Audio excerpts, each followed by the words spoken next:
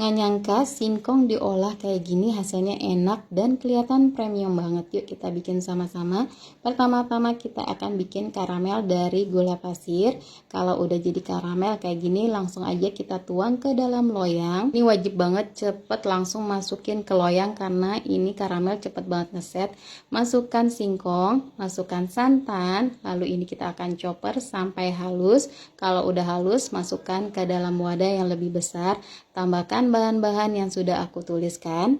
Kemudian semua bahan ini kita akan aduk sampai gulanya cukup larut. Lalu masukkan margarin, diaduk-aduk, tambahkan ke dalam singkong yang tadi udah kita chopper. Nah, diaduk-aduk lagi supaya tercampur rata. Aku kasih 1 saset SKM putih, tambahin tepung tapioka dan juga garam biar hasilnya lebih gurih. Kemudian diaduk, lalu kita bagi adonan menjadi 2. Yang satunya kita kasih coklat bubuk sebanyak 3 sendok makan.